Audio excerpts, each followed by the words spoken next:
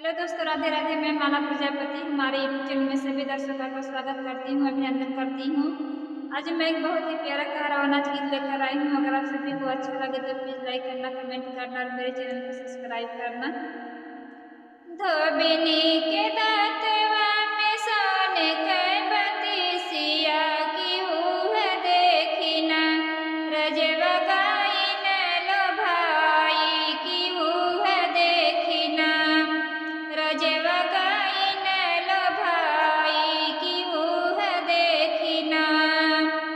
धोबिनी के दाँतवा में सोने कै बतीसिया की ऊह देखिना, रजवा गाइन लो भाई की ऊह देखिना, रजवा गाइन लो भाई की ऊह देखिना।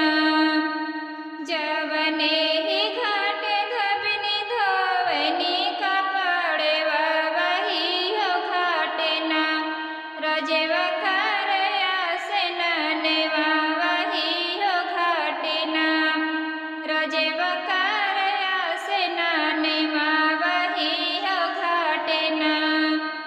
जवने ही घाट धोबिनी धोवनी कपड़वा वही हो घाटना, रजवा करया स्नानवा वही हो घाटना, रजवा करया स्नानवा वही हो घाटना।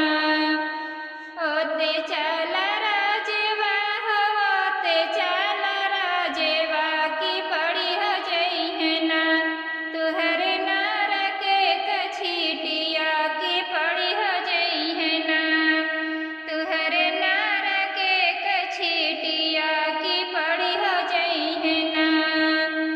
ओते चल राजवा हो, ओते चल राजवा की पड़ी हो जइहना, तुहर नार के कछिटिया की पड़ी हो जइहना, तुहर नार के कछिटिया की पड़ी हो जइहना। तुहरे ही लेख धोबिनी नार के कछिटिया की मोर लेखना, धोबिनिया तेरे गुलाबवा की मोर लेखना, धोबिनिया तेरे गुलाबवा की मोर लेखना। तुहरे ही लेख धोबिनी नार के कछिटिया की मोर लेखना, धोबिनिया